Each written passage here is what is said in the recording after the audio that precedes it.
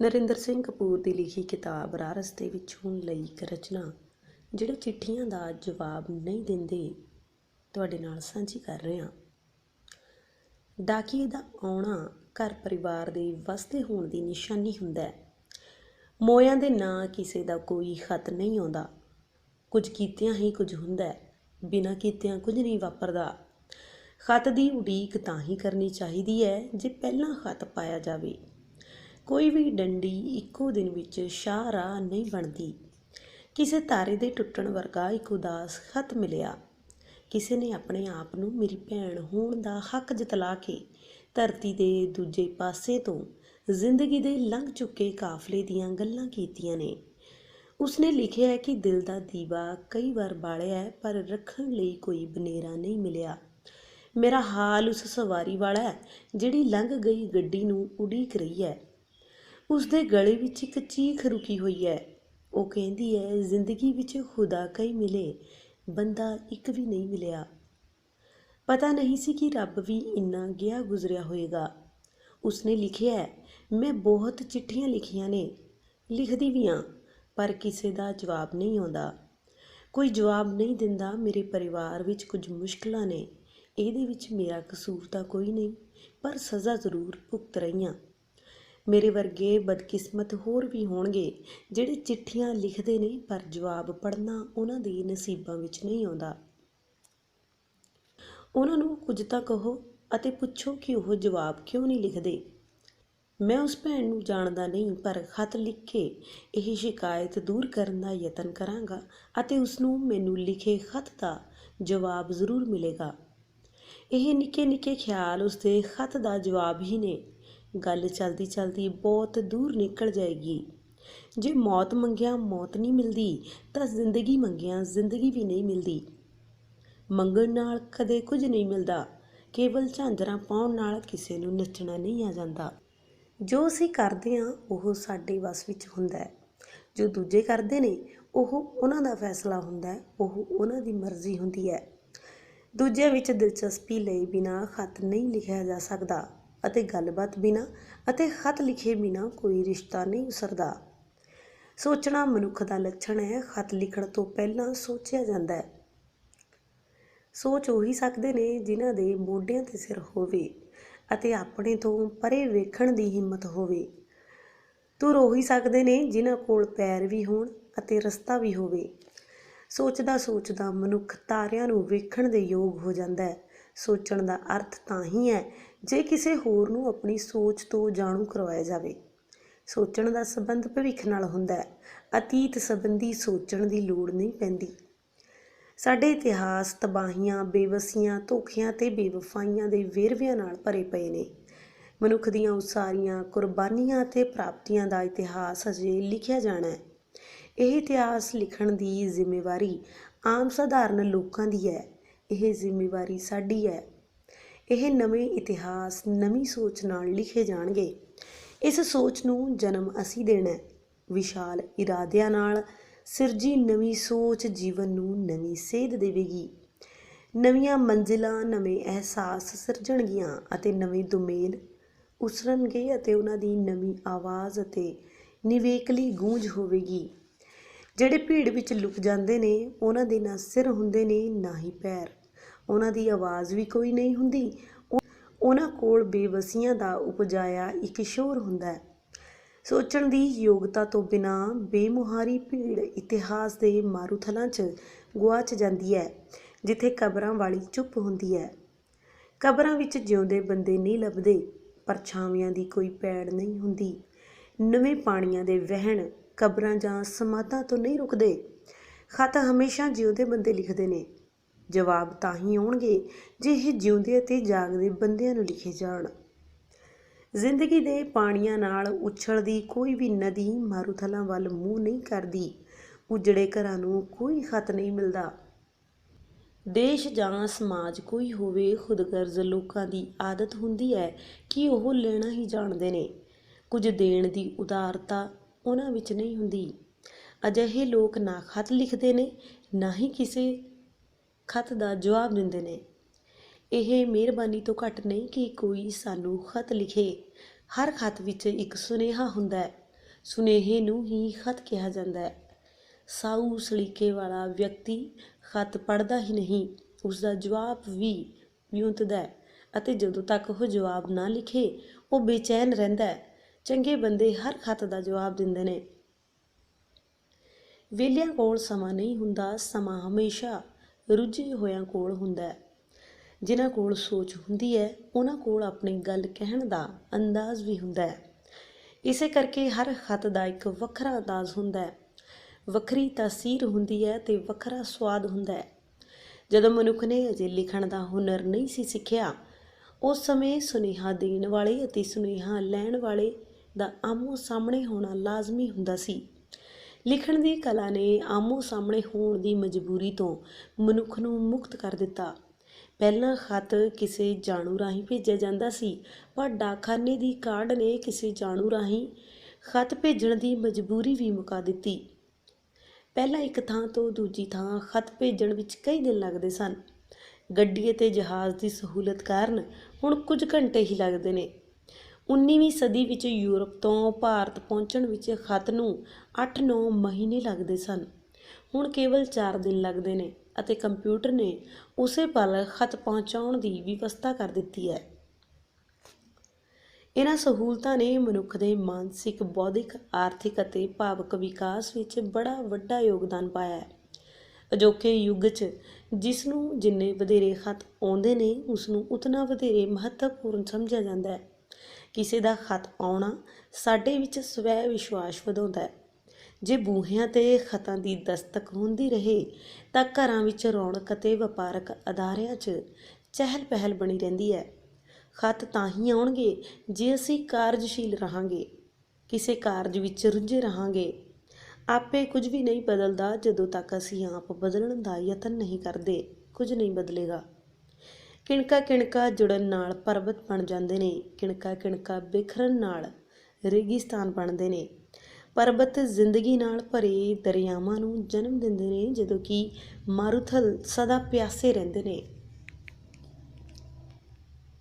ਜ਼ਿੰਦਗੀ ਵਿੱਚ ਖਤ ਹਰ ਕਿਸੇ ਨੂੰ ਅਨੇਕਾਂ ਆਉਂਦੇ ਨੇ, ਪਰ ਟਿਕਟ ਲਾਉਣ ਯੋਗ ਕੋਈ ਖਤ ਹੁੰਦਾ ਹੈ। ਖਤ ਪੜ੍ਹਿਆ ਜਾਂਦਾ ਹੈ, ਵਿਸਾਰ ਦਿੱਤਾ ਜਾਂਦਾ ਹੈ। ਸਾਂਭਣ ਯੋਗ ਖਤ ਕੋਈ ਹੁੰਦਾ ਹੈ। ਪੁਰਸ਼ਾਂ ਦੇ ਮੁਕਾਬਲੇ ਇਸਤਰੀਆਂ ਵਧੇਰੇ ਨਿੱਜੀ ਖਤ ਲਿਖਦੀਆਂ ਨੇ। ਉਹਨਾਂ ਦੇ ਖਤ ਨਿੱਘੇ ਅਤੇ ਲੰਮੇਰੇ ਹੁੰਦੇ ਨੇ। ਪੁਰਸ਼ਾਂ ਦੇ ਖਤ ਘੱਟ ਹੀ ਨਹੀਂ ਹੁੰਦੇ, ਸੰਖੇਪ ਵੀ ਹੁੰਦੇ ਹਨ ਅਤੇ ਠੰਡੇ ਵੀ। ਇਸਤਰੀ ਅਕਸਰ ਉਸ ਪੁਰਸ਼ ਨੂੰ ਖਤ ਲਿਖਣਾ ਪਸੰਦ ਕਰਦੀ ਹੈ ਜਿਸ ਵਿੱਚ ਸਵੈ ਵਿਸ਼ਵਾਸ ਹੋਵੇ, ਜ਼ਿੰਦਗੀ ਦੀ ਸਮਝ ਹੋਵੇ, ਫੈਸਲੇ ਕਰਨ ਦੀ ਹਿੰਮਤ ਹੋਵੇ, ਕੀਤੇ ਵਾਅਦੇ ਨਿਭਾਉਣ ਦੀ ਦਲੇਰੀ ਹੋਏ। ਇਹ ਸਭ ਕੁਝ ਤਾਂ ਜ਼ਰੂਰ ਹੋਵੇ, ਇਸ ਤੋਂ ਵੱਧ ਕੇ ਵੀ ਕੁਝ ਹੋਵੇ। ਉਸ ਦਾ ਕੋਈ ਸ਼ੌਂਕ ਹੋਵੇ, ਉਹ ਕਿਸੇ ਕਾਰਜ ਦਾ ਮਾਹਿਰ ਹੋਵੇ, ਉਸਦੇ ਆਪਣੇ ਤੋਂ ਪਰੇ ਦੇ ਸੰਸਾਰ ਨੂੰ ਵੇਖਣ ਲਈ ਦਿਲਚਸਪੀ ਹੋਵੇ। ਰੁੱਸਣਾ ਜਾਂ ਗੁੱਸੇ ਹੋਣਾ ਉਸਦਾ ਸ਼ੌਂਕ ਹੀ ਹੋਵੇ, ਆਦਤ ਨਾ ਹੋਵੇ। ਜੇ ਗੁੱਸੇ ਵਿੱਚ ਹੋ ਤਾਂ ਖਤ ਨਾ ਲਿਖੋ ਤੇ ਜਵਾਬ ਦੇਣਾ ਮੁਲਤਵੀ ਕਰੋ। ਅਜਿਹੀ ਹਾਲਤ ਵਿੱਚ ਖਤ ਲਿਖ ਭਾਵੇਂ ਲਓ, ਪਰ ਡਾਕ ਵਿੱਚ ਨਾ ਪਾਓ। ਤੁਹਾਨੂੰ ਅਕਸਰ ਮਹਿਸੂਸ ਹੋਏਗਾ ਕਿ ਖਤ ਵਿੱਚ ਤੁਸੀਂ ਲੋੜ ਨਾਲੋਂ ਵਧੇਰੇ ਸਖਤੀ ਵਰਤੀ ਹੈ। ਗੁੱਸੇ ਨਾਲ ਲਿਖੇ ਖਤ ਨੂੰ ਪਾਉਣ ਦਾ ਹਮੇਸ਼ਾ ਪਛਤਾਵਾ ਹੁੰਦਾ ਹੈ। ਖਤ ਦਾ ਉਦੇਸ਼ ਸਮੱਸਿਆ ਉਪਜਾਉਣਾ ਨਹੀਂ ਹੁੰਦਾ, ਸੁਲਝਾਉਣਾ ਹੁੰਦਾ ਹੈ। ਸ਼ਰਾਰਤ ਨਾਲ ਕੋਈ ਖਤ ਨਹੀਂ ਲਿਖਣਾ ਚਾਹੀਦਾ ਤੇ ਗੈਰ ਜ਼ਿੰਮੇਵਾਰੀ ਨਾਲ ਲਿਖੇ ਖਤ ਮੁਸੀਬਤ ਬਣ ਜਾਂਦੇ ਨੇ। ਗੁੰਮਨਾਮ ਖਤ ਹਮੇਸ਼ਾ ਕਮਜ਼ੋਰ ਅਤੇ ਮਾੜੇ ਇਰਾਦਿਆਂ ਵਾਲੇ ਲੋਕ ਲਿਖਦੇ ਨੇ। ਸ਼ਿਕਾਇਤੀ ਖਤ ਤਾਂ ਹੀ ਅਸਰ ਕਰੇਗਾ ਜੇ ਉਹ ਸਲੀਕੇ ਨਾਲ ਲਿਖਿਆ ਜਾਏ। ਜ਼ਿੰਮੇਵਾਰੀ ਨਾਲ ਲਿਖੇ ਖਤ ਦਾ ਅਸਰ ਜਲਦੀ ਹੁੰਦਾ ਹੈ। ਨਿੱਜੀ ਖਤ ਦਫ਼ਤਰੀ ਬੋਲੀ ਵਿੱਚ ਨਹੀਂ ਲਿਖਣੇ ਚਾਹੀਦੇ ਅਤੇ ਇਹ ਘਰ ਦੇ ਪਤੇ 'ਤੇ ਹੀ ਪਾਉਣੇ ਚਾਹੀਦੇ ਨੇ। ਘਰ ਉਸ ਨੂੰ ਕਹਿੰਦੇ ਨੇ ਜਿੱਥੇ ਸਾਡੇ ਪਿਆਰੇ ਵੀ ਆਉਣ ਅਤੇ ਪਿਆਰਿਆਂ ਦੇ ਸੁੱਖ ਸੁਨੇਹੇ ਵੀ ਆਉਣ, ਜਿੱਥੇ ਖਤ ਆਉਂਦੇ ਰਹਿਣ। ਜਿਸ ਘਰ ਵਿੱਚ ਡਾਕੀਆ ਨਹੀਂ ਆਉਂਦਾ ਉੱਥੇ ਸੱਭਿਆਚਾਰ ਅਤੇ ਸਾਊ ਵਿਹਾਰ ਦੀ ਰੌਸ਼ਨੀ ਅਤੇ ਰੌਣਕ ਵੀ ਨਹੀਂ ਹੁੰਦੀ। ਅਜਿਹੇ ਘਰਾਂ ਦੇ ਦੀਵਿਆਂ ਦਾ ਤੇਲ ਜਲਦੀ ਮੁੱਕ ਜਾਂਦਾ ਹੈ। ਵਿਸ਼ਾਲ ਅਤੇ ਖੁੱਲ੍ਹਾ ਅਸਮਾਨ ਹੈ ਹੀ ਇਸ ਲਈ ਤਾਂ ਕਿ ਮਨੁੱਖ ਆਪਣੀ ਨਜ਼ਰ ਸਭ ਪਾਸੇ ਸੌਖ ਨਾਲ ਘੁਮਾ ਸਕੇ। ਰੁਮਾਲ ਉਂਝ ਤਾਂ 2 ਗਿੱਠ ਕੱਪੜਾ ਹੀ ਹੁੰਦਾ ਹੈ, ਪਰ ਮਹਿਬੂਬ ਦੇ ਸਾਹਾਂ ਦੀ ਖੁਸ਼ਬੂ ਉਸ ਨੂੰ ਪਿਆਰ ਨਿਸ਼ਾਨੀ ਬਣਾ ਦਿੰਦੀ ਹੈ। ਐਵੇਂ ਹੀ ਪ੍ਰੇਮ ਪੱਤਰ ਵਿੱਚ ਸਾਦੇ ਜਿਹੇ ਸ਼ਬਦ ਵਿਸ਼ੇਸ਼ ਅਰਥਾਂ ਵਾਲੇ ਹੋ ਨਿਬੜਦੇ ਨੇ ਅਤੇ ਨਿੱਘਾ ਖਤ ਮੋਮਬੱਤੀਆਂ ਦਾ ਮੇਲਾ ਹੋ ਨਿਬੜਦਾ ਹੈ। ਰਿਸ਼ਤੇ ਲੱਭਦਿਆਂ ਨਹੀਂ ਲੱਭਦੇ, ਇਹ ਸਿਰਜਣੇ ਪੈਂਦੇ ਨੇ। ਜਦੋਂ ਸਾਨੂੰ ਖਤ ਆਉਣੇ ਬੰਦ ਹੋ ਜਾਂਦੇ ਨੇ, ਉਦੋਂ ਸਾਡੀ ਜ਼ਿੰਦਗੀ ਦੀ ਰੌਣਕ ਅਤੇ ਇਸ ਦਾ ਚਾਅ ਵੀ ਘਟਣ ਲੱਗ ਪੈਂਦਾ ਹੈ। ਹਰ ਧਿਰ ਨੂੰ ਇਹ ਭੁਲੇਖਾ ਹੁੰਦਾ ਹੈ ਕਿ ਉਹ ਦੂਜਿਆਂ ਲਈ ਚੰਗਾ ਕਰਦੀ ਹੈ, ਪਰ ਦੂਜੇ ਉਸ ਨਾਲ ਚੰਗਾ ਨਹੀਂ ਕਰਦੇ। ਚੰਗਾ ਕਰਨਾ ਉਚੇਚ ਨਹੀਂ ਹੋਣਾ ਚਾਹੀਦਾ, ਸੁਭਾਵਿਕ ਵਿਹਾਰ ਹੋਣਾ ਚਾਹੀਦਾ ਹੈ। ਖਤ ਵਿੱਚ ਵੀ ਉਚੇਚ ਕਰਕੇ ਨਹੀਂ ਲਿਖਣਾ ਚਾਹੀਦਾ। ਸੁਭਾਵਿਕ ਢੰਗ ਨਾਲ ਹੀ ਲਿਖਿਆ ਖਤ ਪ੍ਰਭਾਵਸ਼ਾਲੀ ਬਣੇਗਾ ਤੇ ਆਨੰਦ ਦੇਵੇਗਾ ਤੇ ਜਵਾਬ ਦੀ ਤਾਂਘ ਉਪਜਾਏਗਾ। ਆਨੰਦ ਦੀ ਪ੍ਰਾਪਤੀ ਆਨੰਦ ਦੇਣ ਨਾਲ ਹੀ ਹੁੰਦੀ ਹੈ। ਖਤ ਲਿਖੇ ਬਿਨਾਂ ਖਤ ਦਾ ਕਦੇ ਜਵਾਬ ਨਹੀਂ ਆਉਂਦਾ। ਮਿੱਤਰ ਪਿਆਰਿਆਂ ਨੂੰ, ਮਾਪਿਆਂ ਨੂੰ ਖਤ ਲਿਖ ਕੇ ਖਤ ਲਿਖਣ ਦਾ ਅਭਿਆਸ ਕਰਨਾ ਚਾਹੀਦਾ ਹੈ। ਬਹੁਤੇ ਲੋਕ ਅਜਿਹੀ ਪਰਖ ਤੋਂ ਘਬਰਾਉਂਦੇ ਨੇ ਅਤੇ ਖਤ ਨਾ ਲਿਖਣ ਜਾਂ ਜਵਾਬ ਨਾ ਦੇਣ ਦੇ ਬੜੇ ਅਜੀਬ ਬਹਾਨੇ ਲਾਉਂਦੇ ਨੇ। ਬਹਾਨੇ ਹੁੰਦੇ ਨੇ ਅਤੇ ਬਹਾਨੇ ਹੀ ਰਹਿੰਦੇ ਨੇ। ਖਤ ਲਿਖਣ ਦਾ ਕਾਰਜ ਉਹੀ ਕਰਦੇ ਨੇ ਜਿਨ੍ਹਾਂ ਨੂੰ ਆਪਣੇ ਸਮੇਂ ਦੀ ਸਹੀ ਵਰਤੋਂ ਕਰਨ ਦੀ ਜਾਚ ਹੁੰਦੀ ਹੈ। ਜਿਹੜੇ ਹਰ ਖੇਤਰ ਵਿੱਚ ਸਮੇਂ ਦੇ ਪੱਖੋਂ ਪਛੜੇ ਹੁੰਦੇ ਨੇ, ਉਹਨਾਂ ਵਿੱਚ ਖਤ ਲਿਖਣ ਜਾਂ ਆਏ ਖਤ ਦਾ ਜਵਾਬ ਲਿਖਣ ਦੀ ਸਮਰੱਥਾ ਹੀ ਨਹੀਂ ਹੁੰਦੀ। ਕਈ ਲੋਕ ਖਤ ਦਾ ਜਵਾਬ ਲਿਖਣ ਤੋਂ ਇਸ ਹੱਦ ਤੱਕ ਘਬਰਾਉਂਦੇ ਨੇ ਕਿ ਉਹ ਆਪ ਮਿਲਣ ਆ ਜਾਂਦੇ ਨੇ, ਪਰ ਖਤ ਲਿਖਣ ਦਾ ਸਾਹਸ ਨਹੀਂ ਕਰਦੇ। ਖਤ ਲਿਖਣ ਦਾ ਮੁੱਢਲਾ ਅਭਿਆਸ ਸਕੂਲ ਵਿੱਚ ਹੀ ਕਰਨਾ ਚਾਹੀਦਾ ਹੈ। ਰਿਆਜ਼ ਤੋਂ ਬਿਨਾਂ ਕੋਈ ਸੰਗੀਤਕਾਰ ਨਹੀਂ ਬਣਦਾ। ਖਤ ਲਿਖਣ, ਮੁਆਫ਼ੀ ਮੰਗਣ ਅਤੇ ਮੁਆਫ਼ ਕਰਨ ਨਾਲ ਟੁੱਟੀਆਂ ਹੋਈਆਂ ਚੀਜ਼ਾਂ ਨੂੰ ਜੋੜਨ ਦੀ ਜਾਚ ਆ ਜਾਂਦੀ ਹੈ। ਜੇ ਸਾਡੇ ਵਿੱਚ ਕਿਸੇ ਦੇ ਰਾਹ ਦੀ ਰੌਣਕ ਬਣਨ ਦੀ ਹਿੰਮਤ ਨਹੀਂ ਹੁੰਦੀ ਤਾਂ ਉਹ ਸਾਡੇ ਰਾਹ ਵਿੱਚੋਂ ਬਾਹਰ ਨਿਕਲ ਜਾਂਦਾ ਹੈ।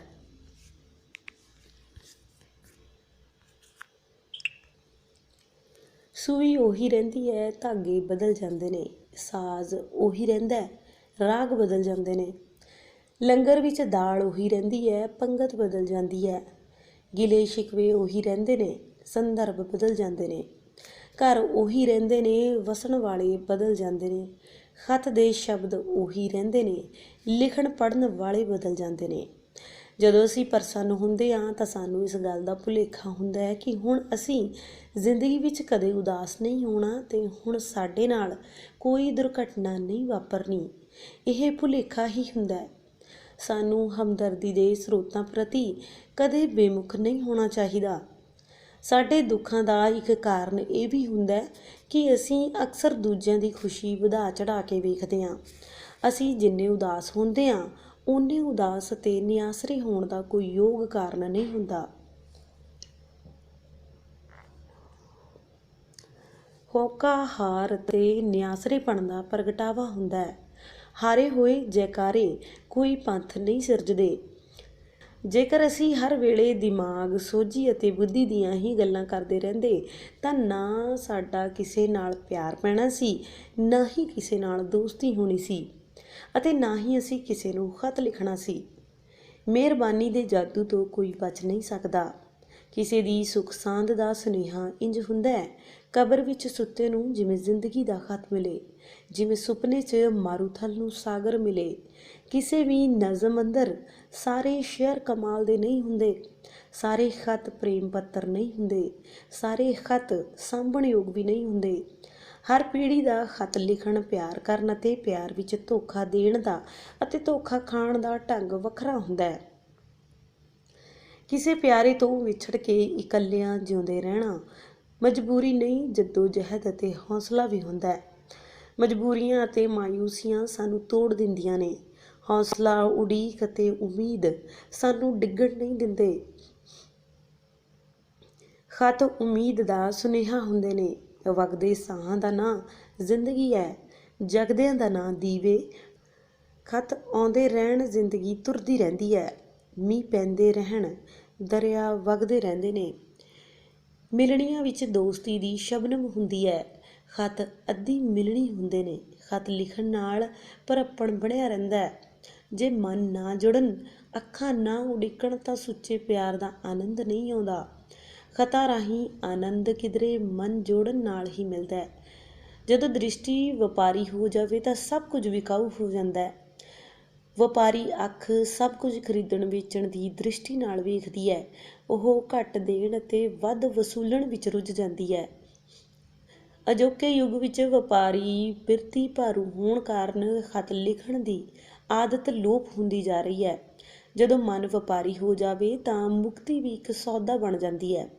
ਅਜਿਹੇ ਵਿਅਕਤੀ ਦਾ ਖਤ ਵੀ ਕੁਝ ਪ੍ਰਾਪਤ ਕਰਨ ਦੀ ਸਵਾਰਥੀ ਇੱਛਾ ਅਧੀਨ ਹੁੰਦਾ ਹੈ। ਆਪਣੀ ਜ਼ਿੰਦਗੀ ਆਪ ਜੀਵੋ, ਆਪਣੇ ਠੇਡੇ ਆਪ ਖਾਵੋ, ਆਪਣੇ ਖਤ ਆਪ ਲਿਖੋ, ਆਪਣੀਆਂ ਸਫਲਤਾਵਾਂ ਆਪ ਸਿਰਜੋ। ਠੇਡੇ ਉਹਨਾਂ ਨੂੰ ਹੀ ਲੱਗਦੇ ਨੇ ਜਿਹੜੇ ਚੱਲਦੇ ਨੇ। ਰੁਕੀ ਹੋਈ ਚੀਜ਼ ਨੂੰ ਠੇਡਾ ਨਹੀਂ ਲੱਗਦਾ। ਖਤਾਂ ਨਾਲ ਰਿਸ਼ਤਾ ਚੱਲਦਾ ਰਹਿੰਦਾ ਹੈ। ਕਿਸੇ ਦਾ ਉਤਾਰ ਨਹੀਂ ਪਾਉਣਾ ਚਾਹੀਦਾ, ਭਾਵੇਂ ਉਹ ਰੇਸ਼ਮ ਹੀ ਹੋਵੇ। ਜੇ ਹਿੰਮਤ ਹੈ ਤਾਂ ਕਿਸੇ ਦੀ ਜ਼ਿੰਦਗੀ ਦਾ ਸਰਲੇਖ ਬਣੋ। ਜਿਨ੍ਹਾਂ ਨੇ ਪਿਆਰ ਕੀਤਾ ਹੁੰਦਾ ਹੈ ਉਹ ਵਧੇਰੇ ਸਬਰ ਵਿਖਾਉਂਦੇ ਨੇ, ਵਧੇਰੇ ਸਫਲ ਹੁੰਦੇ ਨੇ, ਕਿਉਂਕਿ ਪਿਆਰ ਦੌਰਾਨ ਉਹਨਾਂ ਨੂੰ ਵੱਡੇ ਖਤਰੇ ਸਹੇੜਨ, ਉਡੀਕ ਕਰਨ ਅਤੇ ਹਾਰਾਂ ਸਹਿਣ ਦੀ ਆਦਤ ਪੈ ਜਾਂਦੀ ਹੈ। ਜੇ ਖਤ ਨਾ ਲਿਖੇ ਜਾਣ ਤਾਂ ਪਿਆਰ ਦੀਆਂ ਯਾਦਾਂ ਨਹੀਂ ਉਸਰਦੀਆਂ। ਖਤ ਉਹਨਾਂ ਨੂੰ ਹੀ ਲਿਖੇ ਜਾਂਦੇ ਨੇ ਜਿਨ੍ਹਾਂ ਨੂੰ ਅਸੀਂ ਆਪਣੇ ਨੇੜੇ ਸਮਝਦੇ ਹਾਂ ਜਾਂ ਜਿਨ੍ਹਾਂ ਦੇ ਨੇੜੇ ਅਸੀਂ ਹੋਣਾ ਚਾਹੁੰਦੇ ਹਾਂ। ਕਈ ਲੋਕ ਉਦਾਸ ਅਤੇ ਮਾਯੂਸ ਹੋਣ ਦਾ ਨਿੱਤ ਕੋਈ ਨਵਾਂ ਬਹਾਨਾ ਲੱਭ ਲੈਂਦੇ ਨੇ। ਅਜਿਹੇ ਲੋਕਾਂ ਦੇ ਖਤ ਵੀ ਉਦਾਸ ਕਰਦੇ ਨੇ, ਪਰ ਜਵਾਬ ਅਜਿਹੇ ਖਤਾਂ ਦਾ ਵੀ ਦੇਣਾ ਚਾਹੀਦਾ ਹੈ। ਖਤ ਆਉਣ ਦੀ ਆਸ ਜ਼ਿੰਦਗੀ ਨੂੰ ਬਹਾਲ ਅਤੇ ਬਰਕਰਾਰ ਰੱਖਦੀ ਹੈ। ਸ਼ਹਿਨਾਈ ਵੱਜਦੀ ਹੋਵੇ ਤਾਂ ਵੈਣ ਨਹੀਂ ਪਾਈਦਾ। ਖਤ ਵਿੱਚ ਖੁਸ਼ਖਬਰੀਆਂ ਹੋਣੀਆਂ ਚਾਹੀਦੀਆਂ ਨੇ, ਸ਼ਿਕਵੇ ਸ਼ਿਕਾਇਤਾਂ ਨਹੀਂ।